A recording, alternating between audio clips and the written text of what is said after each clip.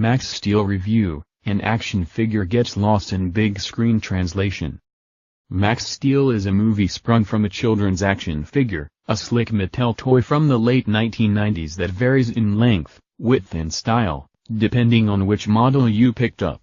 For any prospective viewers, this is perhaps the only fact you need to know upon entering Stewart Hendler's 92-minute sci-fi journey. If reverence is what you have for Max Steel, then you'll likely find some enjoyment in his three-dimensional transformation from miniature toy figure to overgrown teenage boy.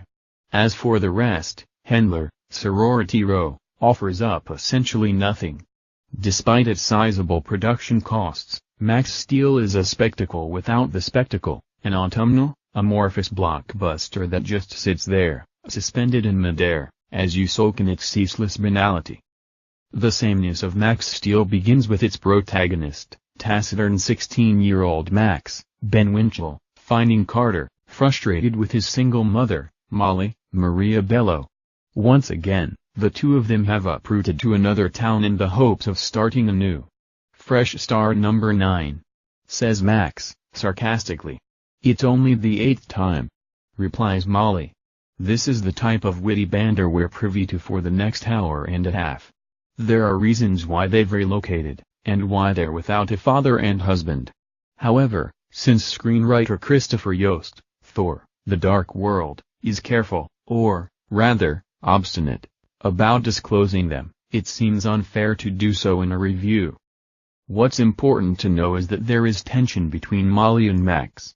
At least, there's supposed to be. The dialogue they exchange can't resist cliché. "You do remind me of your dad," says Molly. Max then asks to know more about this father. Here's the scene. Max: "How come everyone in this town knows more about my dad than I do?" Molly: "His story is so complicated. I don't know if you're—" Max: "If I'm what?" Molly: "Ready." End scene. In place of a substantive narrative, the characters in Max Steel hint at a mysterious sub-narrative, but truth be told, the script is light. Soon after settling into his new town, Max discovers his body can generate powerful energy. The details are, once again, a bit nebulous. What we do know is that Max is stronger when working with Steel, a robotic, cryogenically frozen drone-like device, voiced by Josh Breener, Silicon Valley, that has now woken up. Together, the two have the ability to join forces and merge into superhero Max Steel. Synergy. If all this sounds terribly unexciting, that's because it is, no matter what Hendler throws at the screen. Max Steel is rendered an uninteresting hero, and even worse, it's not even Max's fault. To have an engaging figure to root for, we first need something or someone to root against. The enemy in this case is vaguely defined as a pod of alien creatures who want to zap the remaining energy out of Max. Having successfully directed the 5-part miniseries, Halo 4, Forward Until Dawn, Hendler seems more equipped to helm short stories.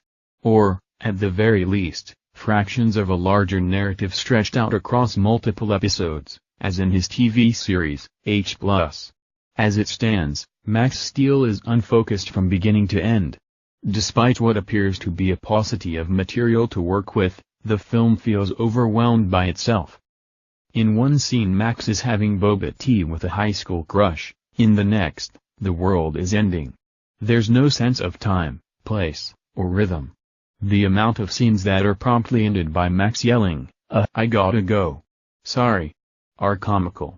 So, too, is Steel, whose only purpose in the film is either to ask questions or to elicit introspection from Max. It's like the Ellen Page character from Inception, reproduced in robot form. This is what happens with slipshod screenwriting goes unchecked. Considering Max Steel was not screened for press, Open Road is keenly aware of what they have on their hands. The publicity tour for the movie was almost non-existent, and there's been no mention of a potential sequel. All signs point to this being a one-and-done ordeal. Quite frankly, that's probably best for all parties. If the past is any indication, Hendler, Winchell, Bello and everyone else involved have the capacity to create interesting, original, and engaged art. Max Steel is none of those things. you.